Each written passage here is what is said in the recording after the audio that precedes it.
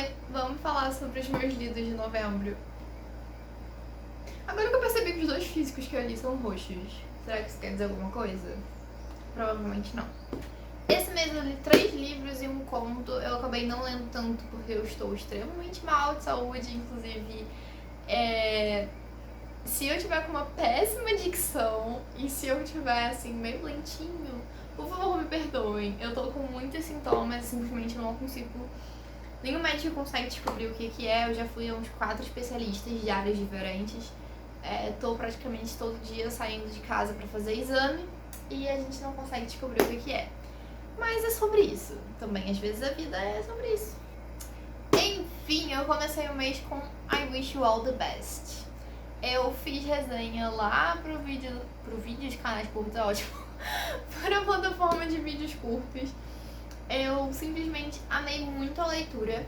O meu único problema, a minha unidade de problema com ele é o romance. Por que é a minha única unidade de problema com ele? Eu fui esperando um romance, né, pra começo de conversa.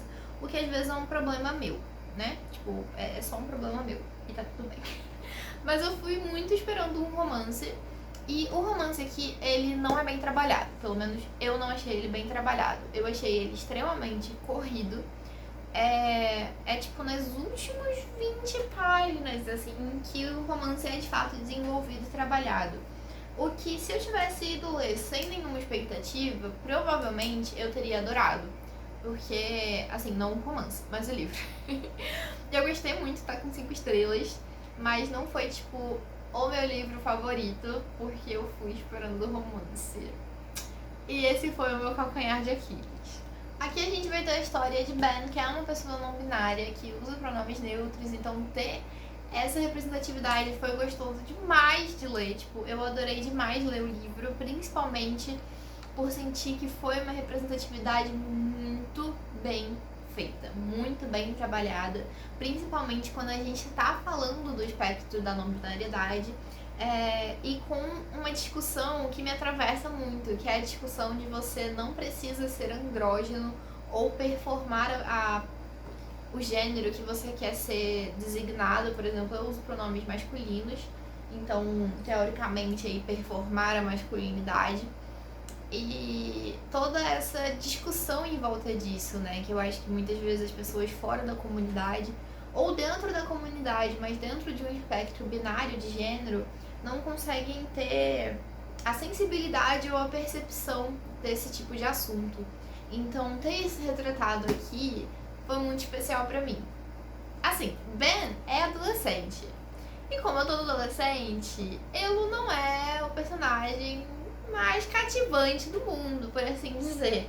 Eu tenho o costume de dizer que livros, se você vai ler um livro com um personagem adolescente, você precisa ir ler com isso na cabeça, gente. Adolescente, todo mundo já foi adolescente um dia, sabe? A gente sabe que a gente é chato, a gente tá tentando lidar com tudo ao mesmo tempo, o peso do mundo nas costas. Claro que muita gente lida com muito mais peso do que outras pessoas, mas todo mundo ali com muitas questões, tentando entender o que vai fazer da vida, o que vai ser da vida. Então é uma fase muito chata, a gente não sabe o que a gente é, a gente tá naquela meiuca de sair do que os nossos pais construíram pra gente, começar a entender o que a gente quer, e no meio disso a gente faz um monte de merda. A adolescência é uma fase complicada. Então, é claro que Ben tem essa característica, né, presente, mas eu acho que dos personagens adolescentes que eu já li, eu não senti tanta irritação assim. Mas eu geralmente também não me irrito não, eu vejo só muita gente reclamando disso, tipo, com o Felix para sempre, falando que o Felix é muito chato e que ele é um personagem muito enjoado, e eu tô tipo, cala a boca, ele é um adolescente, é claro que ele é chato e enjoado, tipo, esse é o papel dele. Mas enfim, aqui a gente vai tratar muito sobre as questões bem intrínsecas à não binaridade e a vida de uma pessoa que tá aí vivendo uma adolescência queer e tá dentro de um espectro da transexualidade que não é tão conhecido pela sociedade, que não é tão vislumbrado, dizimado, não é dizimado, tipo, tão perpetuado assim pela sociedade. A premissa da história é que Ben vai se assumir uma pessoa não binária pros pais, E os pais não ficam aí muito felizes e acabam expulsando Elo de casa. Elo recorre aí então à irmã mais velha, que é uma pessoa que Elo não tem contato assim há 10 anos. Ela passou para a faculdade e simplesmente não teve mais nenhum contato com a família, né? Cortou os laços. Depois é explicado durante o livro por que isso acontece. Mas enfim, tem esse aí sentimento, a gente vê o livro todo, né, pela visão de Ben, então a gente tem um pouquinho de raiva dessa irmã por alguns capítulos, por algumas coisas que ela faz, mas que depois a gente consegue entender um pouco melhor o lado dela. Uma cena que eu achei muito forte aqui dentro e que eu acho que mostra como a pessoa que escreveu, ela sabe o que é ser uma pessoa não binária e fez um excelente trabalho em desenvolver uma representatividade muito boa. É uma cena que Ben tá precisando de roupas, porque Elo foi expulsa de casa com nada, tipo, nem o telefone Elo pode levar. Então, obviamente, não tem roupas. E aí Elo vai com a irmã no shopping, né, ver algumas coisas nas lojas de departamento. E a irmã sabe que Elo é não binário, mas meio que já no automático percorre ali a seção masculina, até eu acho que também por uma questão do que Ben já vestia, né? E não em nenhum momento teve aquele estalo de vamos rodar essa loja inteira, vamos ver todas as roupas e o que te agradar a gente vai no provador ver. Então ela já meio que vai direto para a seção masculina, começa a pegar um monte de roupa, entregar para Elo, e isso já me foi muito interessante ter esse ponto. E Ben também fica ali, né, na cabeça dele tendo essa discussão de como Elo sempre quis experimentar outras roupas, entender mais como é a sua personalidade através de roupas, e que Elo nunca conseguiu esse espaço para tentar coisas novas, que mesmo que as pessoas saibam que Elo é não binário, ainda tem esse enquadramento. E aí um outro acontecimento que também acontece dentro dessa cena é que quando Elo vai pro provador, Elo fica ali uns segundos de delay de o que eu faço. Se você é uma pessoa trans, você provavelmente já entendeu esses segundos de caralho, o que eu faço. Se você é uma pessoa cis, quando a gente vai em provador, a gente tem masculino e feminino, e é isso, um beijo. E aí Elo trava, porque pra onde eu vou, afinal de contas, e Elo acaba se direcionando pro provador masculino por uma questão de deixar as outras pessoas confortáveis, mas também na descrição da cena, né, Elo comenta isso, que é mais sobre como esses atos é mais sobre deixar as outras pessoas confortáveis. Mas eu acho muito interessante a gente também começar a pensar e retratar esse tipo de cena como uma situação onde eu preciso permanecer vivo. A gente tem um debate muito grande, às vezes socialmente, e até pesado, né, sobre esses corpos trans, ou que não se conformam aí com a norma padrão de gênero, que é que você deve seguir as normas e não reclamar, né, seguir aí o que as outras pessoas vão ficar confortáveis com e não reclamar, ou é você bater de frente, é você bater no peito e falar eu sou essa pessoa e foda-se o que você acha, eu vou entrar no banheiro masculino sim, vou entrar no banheiro feminino sim, todo mundo que se foda. E aí uma parada que as pessoas esquecem e não conseguem colocar a mão na consciência sobre que a gente precisa sim lutar, mas pra lutar a gente precisa permanecer vivo. Então quando a gente fala sobre esses espaços, sobre pessoas trans tendo que tomar esse tipo de atitude, a gente também tá falando de uma cultura de permanência, uma cultura de sobrevivência. Porque para estar aqui falando com vocês, eu tive que durante toda a minha vida tomar diversas atitudes e ainda tomo atitudes que muitas vezes me ferem ou que não vão a favor do que eu acredito, ou de como eu me entendo como pessoa, mas que é puramente uma cultura do eu preciso permanecer vivo. Para estar aqui falando com vocês sobre as questões que eu falo, eu preciso estar vivo. Então, e para estar vivo, muitas vezes eu preciso tomar esse tipo de atitude. E aí eu acho que foi muito importante ter essa cena, foi visceral assim também para abrir esse tipo de debate. Eu acho que provavelmente algumas pessoas trans ou até mesmo cis leram isso e ficaram meio tipo, ah, mas porra, que problema de merda. Ou então tipo, nossa, mas não devia ter escolhido esse caminho ou qualquer coisa do tipo. Mas eu acho que a gente esquece desse papel fundamental que é a gente precisa estar vivo para estar na luta. Então eu achei muito importante essa cena e foi uma cena que me marcou muito. Eu lembro dela como se tivesse acontecido assim na vida real comigo, sabe? Foi uma parada que me marcou muito. Isso, Ben vive com a irmã, Elu mudou de escola, mudou de ciclo social, mudou de cidade e tem que aí aprender a conviver com todas as nuances que tantas mudanças trazem. A gente também tem muita questão da terapia presente, Elu começa a frequentar uma terapeuta e a gente consegue aí observar um pouco das sessões e da evolução dele durante a terapia, que foi uma parada que me incomodou um pouco, porque eu sou o tipo de autista que gosta de ser prático. Eu sou muito prático. Quando eu tomo a decisão de fazer alguma coisa, é pra fazer aquela coisa da melhor forma possível pra obter o resultado que eu quero obter. Então, com terapia, por exemplo, se eu estou indo na terapia para ficar melhor, eu vou fazer de tudo. Tipo, eu vou falar da minha vida inteira, eu vou falar do que eu acho, do que eu não acho, pra obter o resultado que eu espero, que é ficar bem. E eu entendo muito todas as outras questões que entram aí dentro disso e que muitas pessoas não conseguem se abrir com essa facilidade, ou mesmo não querem se abrir, e tá tudo ótimo, assim. Mas ler esse tipo de personagem, estando dentro da cabeça dele, me foi angustiante, porque eu tava só tipo, fala, pelo amor de Deus, conta pra terapeuta, por favor. Mas enfim, passamos. Eu gostei muito, muito da leitura. Eu acho que foi a leitura favorita, minha leitura favorita desse mês. Ficou muito um livro especial, assim, pra mim. E a segunda leitura do mês, que foi Recomeço. É o segundo livro que eu leio da editora Sambi. Eu comprei 3, tenho mais um na estante ainda pra ler.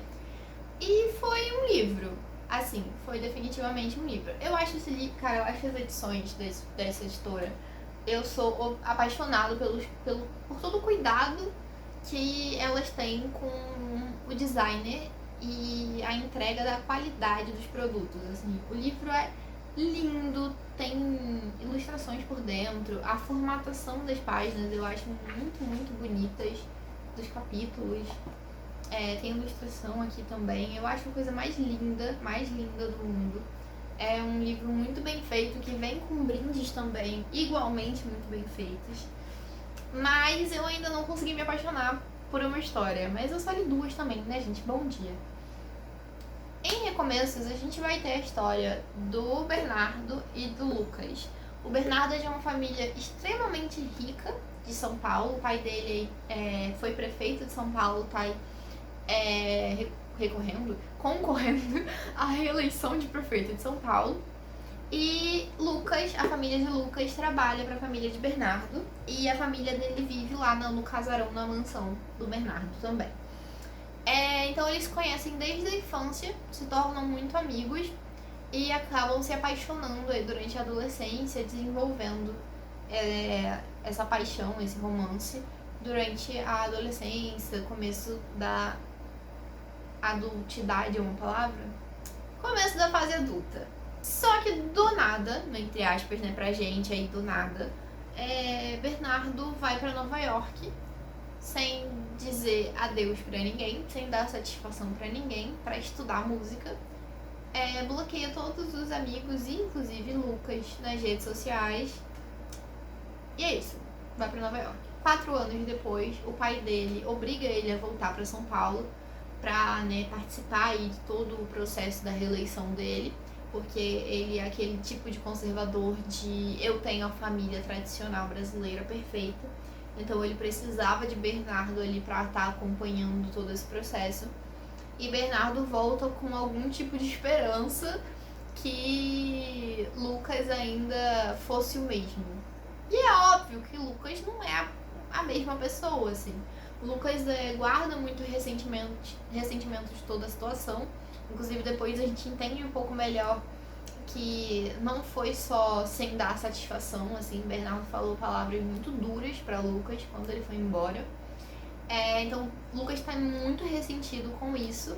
E além disso, Lucas também tá namorando com um cara que é melhor amigo, ex-melhor amigo, não é melhor amigo, ex-amigo, muito amigo, mas não melhor amigo, de Bernardo. Então, Bernardo também fica ressentido com isso, né, por ter, tipo, perdido o amor da sua vida pra uma amizade.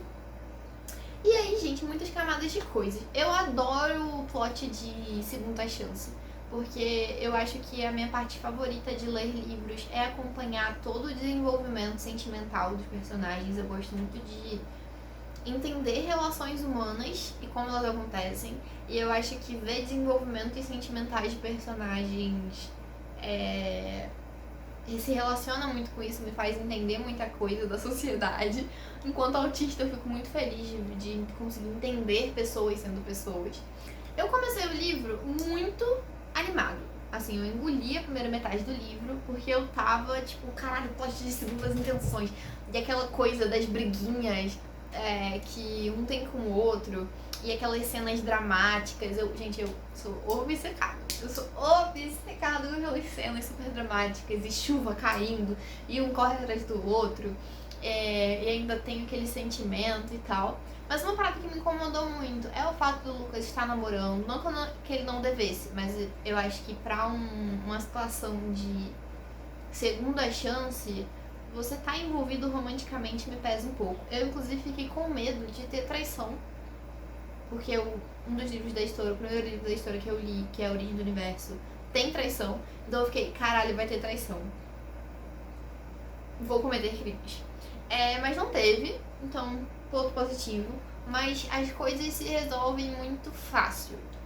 Eu sou fã de coisas se resolvendo com de pirim-pim-pim, pozinho mágico, eu gosto muito. Mas eu acho que eu não estava na vibe disso. E também eu acho que foi pó mágico demais. Se é que vocês me entendem. Tipo, todos os trâmites que arrastaram, né? Não se arrastaram da forma negativa, mas aconteceram durante o decorrer do livro, né? E foram pontos importantes aí para o Lucas e o Bernardo não conseguirem conversar ou não conseguirem se acertar.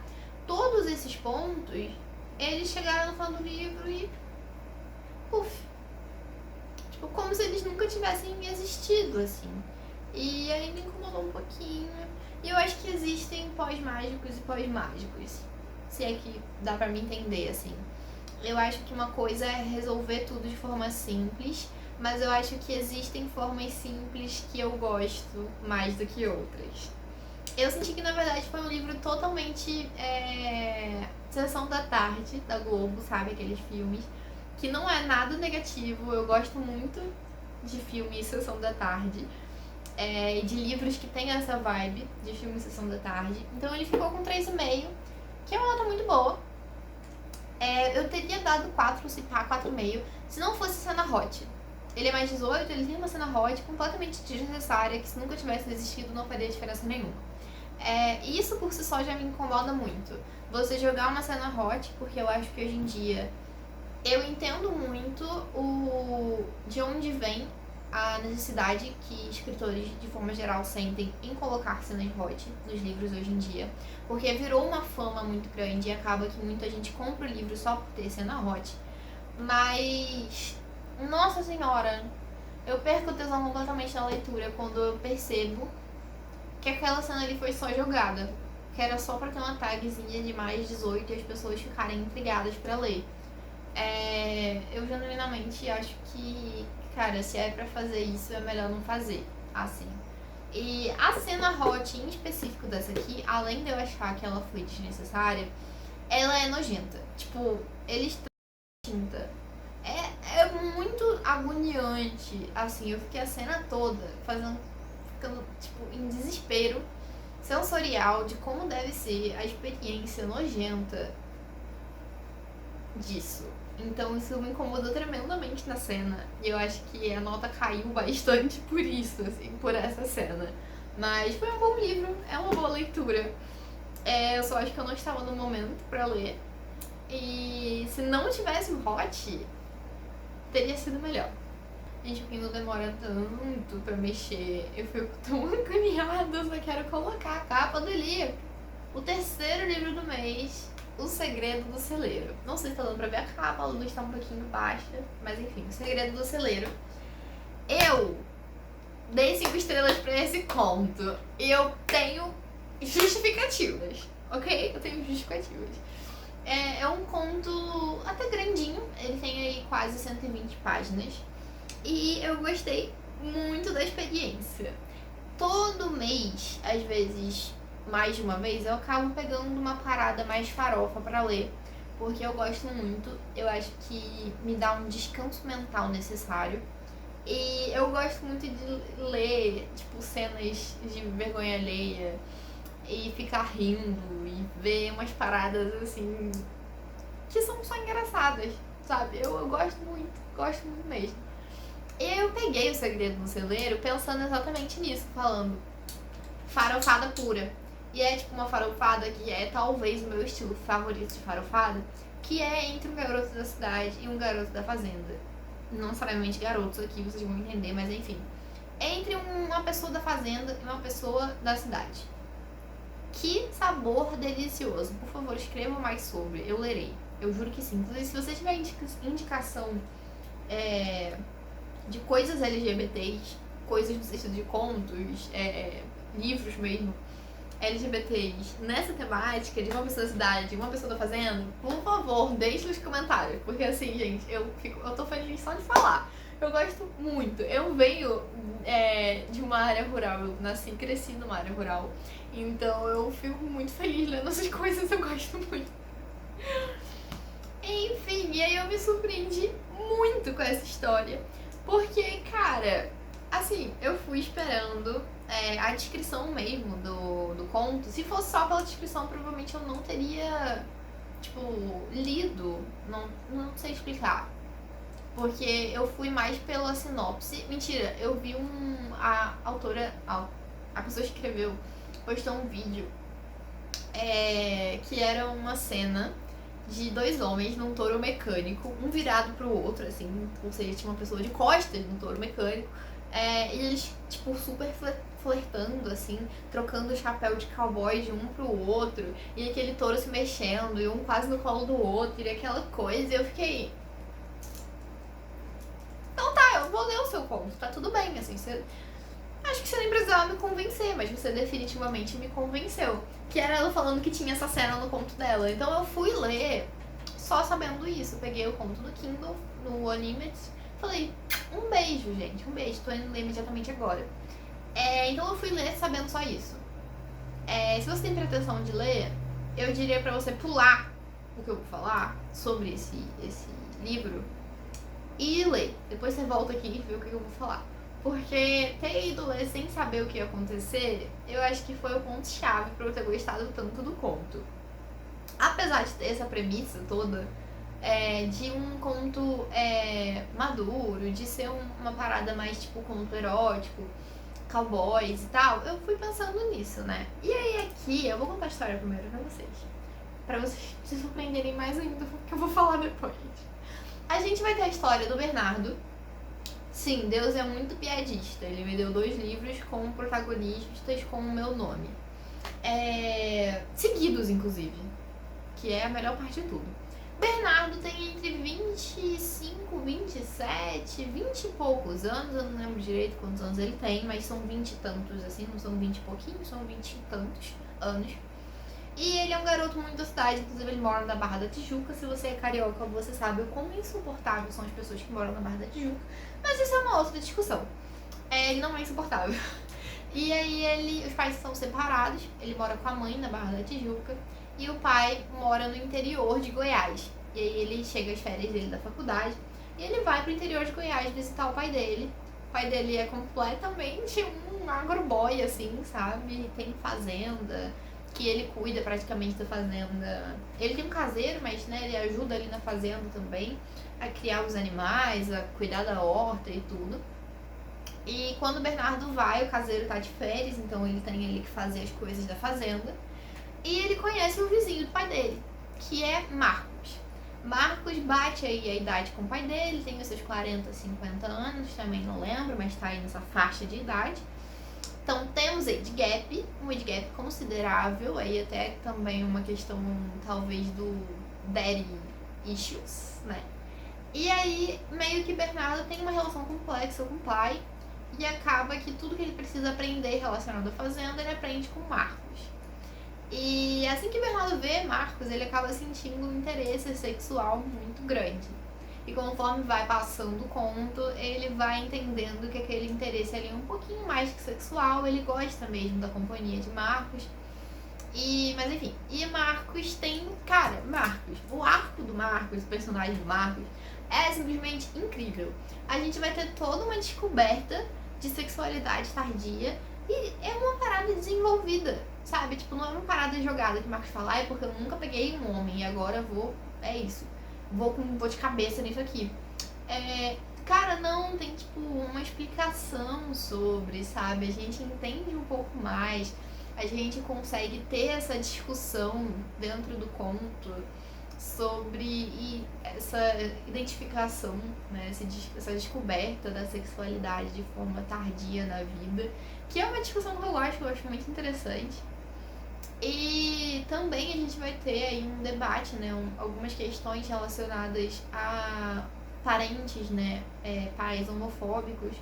Então a gente também tem essa visão e essa discussão dentro de um conto que tem aí menos de 120 páginas. E isso que me pegou muito, porque é um desenvolvimento de personagens muito bem feitos, assim, eu sinto que eu conheço eles.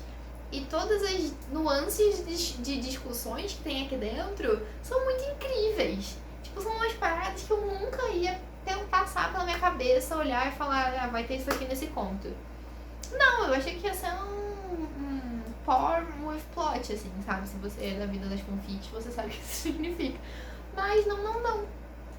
A gente tem sentimentalismo, a gente tem desenvolvimento de personagens e é muito bonito. É isso, assim, tem um final super feliz, super legal. Eu gostei pra caralho, assim, me surpreendeu muito mesmo. Eu super recomendo a leitura e eu dei 5 estrelas. E indo agora pro último, deixa eu só pegar a capinha dele aqui, como de praste, que esse Kindle demora muitíssimo. Que nervoso que me dá. Enquanto isso eu vou explicando pra vocês a história que eu tenho com esse livro. Eu namoro essa duologia, esses 2 livros, há muito tempo, há muitos anos, que é da editora Violeta. Eu namoro isso aqui há muitos anos. Só que eu simplesmente nunca consegui comprar.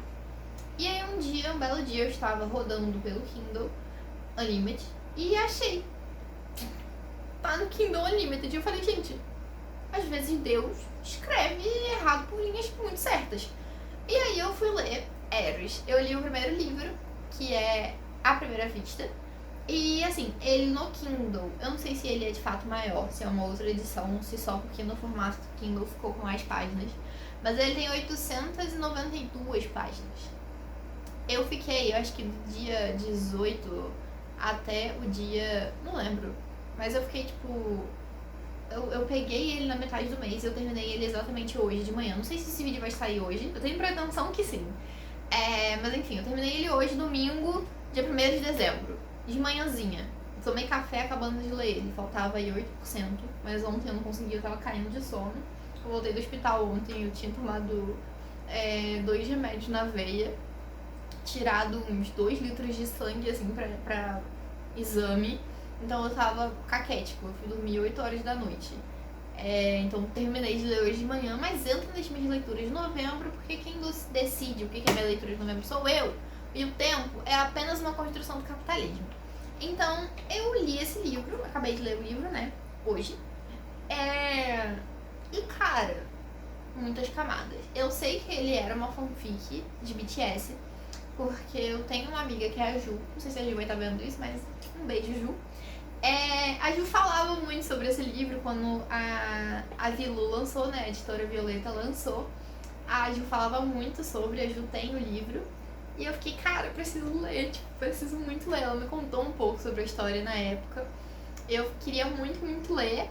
E é isso, assim, eu gostei muito. Ele ficou com 4,5. Eu já adianto que ele ficou com 4,5 não 5, porque a escrita, principalmente do meio pro final, ela começou a ficar muito densa pra mim. Não sei se densa é a melhor palavra pra isso, mas enfim. A autora começa. Na verdade, nem começa, assim, ela passa o livro inteiro repetindo características dos personagens, todos eles, secundários, principais, terciários e tudo, todos os personagens que tem. Ela repete as características desses personagens várias e várias vezes. E isso começou a deixar a leitura muito. Eu ficava lendo e ficava. Eu já entendi que os caninos desse homem são tortos e que ele tem uma covinha. Tipo, eu já entendi. Então isso começou a me irritar um pouco e eu comecei a ficar um pouco. Quero acabar o livro logo. Mas eu fiquei apaixonadíssimo pelo livro, principalmente por causa dos personagens principais, que é o Haru e o Juno, e porque tem muito envolvimento com comida. E quem me conhece sabe, eu sou obcecado com qualquer coisa que envolva comida. É meu interesse especial, então sempre que tem alguma coisa importante relacionada à comida, eu fico muito feliz. E a gente vai ter várias coisas relacionadas à comida, porque Haru é confeiteiro, ele gosta muito de cozinhar, principalmente bolos e coisas doces. Então tem muito essa coisinha. E os dois, o Juno e o Haru, eles têm uma coisinha juntos que é: o Juno gosta muito de suco de melancia e o Haru gosta muito de leite de banana. Então eles várias vezes falam isso, tipo, ai, porque leite de banana combina muito com suco de melancia e coisinhas assim. E isso me deixa meu coração completamente quentinho. Então aqui a gente, como eu disse, né, vai ter a história do Juno. O Juno, ele é de família muito rica, extremamente rica. Inclusive se passa numa cidade fantasiosa, não é uma cidade real. Juno vive numa família muito, muito, muito rica, muito chata, muito conservadora, muito homofóbica, muito tudo. Inclusive ele praticamente não fala com os pais, e quando fala são coisas, assim, pesadas, é uma relação muito pesada, muito desconfortável. E ele é muito rico. Essa é a personalidade dele. Ele estava fazendo faculdade de Direito, mas nunca foi o que ele queria fazer, então ele acabou largando no último período. E ele está tentando aí emplacar uma carreira de modelo, que é o sonho dele. Ele namora, tipo, até então ele só tinha namorado mulheres e se entendia enquanto uma pessoa hétero. E ele acaba indo no apartamento da namorada, escutando pessoas trans, sai de lá falando: caralho, minha namorada me traiu, eu sou um corno. Ele sai de lá chorando, em desespero, e entra no primeiro bar que ele encontra no caminho, que é um bar gay, assim, ele não vê, mas é um bar gay. E ele deságua as mágoas lá com um barman, né? E lá ele conhece o Haru. O Haru é muito pobre. Cara, é muito um suco de clichês, assim, esse livro. E é maravilhoso. Eu gosto muito, muito, muito de clichês. E um dos clichês é esse, né? Entre a pessoa muito, muito rica e a pessoa muito, muito pobre. O Haru é muito, muito pobre. Ele não tem contato com os pais porque a mãe morreu quando ele era adolescente. E ele e o pai não tem uma relação tão próxima, assim. Então ele vive sozinho desde a adolescência, assim, praticamente. Tenta ir se bancar. Então ele faz diversas coisas e fez diversas coisas pra conseguir se manter, né? Conseguir pagar o aluguel, conseguir comer. E aí ele trabalha numa cafeteria como garçom e fazendo os doces da cafeteria também. Ele tem o sonho de abrir uma cafeteria própria, e se isso não acontecer no segundo livro, eu juro por Deus que crimes irão acontecer.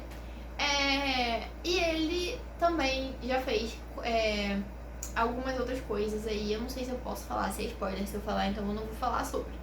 Mas ele faz algumas outras coisas pra conseguir dinheiro. E é isso, eles se conhecem nessa balada. Haru flerta extremamente muito com Juno. E Juno tá naquela de tipo, tô bêbado para um caralho, mas eu sou hétero. Só que Juno acaba, né, tipo, ele não é hétero. Então ele começa ali a cair, né, nos galantes que Haru joga pra ele. E aí eles começam a história deles. Não é amor à primeira vista, na verdade a gente tem um desenvolvimento de relação lento. Não chega a ser slow burn, porque eles vão se entendendo, sabe? É muitas camadas, assim. Juno, ele passou por um processo da vida muito sei explicar. Tipo, ele foi engolindo muita coisa, ouvindo muito preconceito, e enterrando tudo que ele é e as coisas que ele acredita, e ele reproduz isso. É basicamente o que acontece de fato na vida real, né? Que é você reproduz e acredita no que o meio que você vive te conta, até que você tenha contato com outras experiências, com outros meios, com outras vivências e consiga ampliar o seu repertório e talvez mudar a sua percepção de vida. Então o Juno tem muitas questões de homofobia internalizada e outras muitas questões. Ele é uma pessoa que tem muitas questões, definitivamente. Então vai demorar um pouco aí por conta disso, mas não por ser um slow burn. Não chega a ser um anime to lovers, é mais uma relação ali cão e gato, até eles de fato desenvolverem o sentimento deles. E eu gostei muito, muito, muito da leitura. Eles são muito amorosos um com o outro, é uma relação muito fofa e muito querida. Ele também é mais 18, mas muito bem escrito. Então eu recomendo muito a leitura, eu gostei muito. Eu espero que o segundo livro seja tão bom quanto, provavelmente vai entrar aí na lista de dezembro, porque eu já comecei a ler. E é isso, eu também comecei a ler Rádio Silêncio, mas eu li tipo 10 páginas e eu não consegui mais ler. Mas eu vou tentar retomar a leitura e terminar em dezembro também. É isso, essas foram as minhas leituras de novembro. Espero que vocês tenham gostado. Deixem nos comentários se você já leu algum dos livros, o que você acha dos livros. Eu gosto muito de escutar a opinião das outras pessoas sobre as leituras. E é isso. Tchau!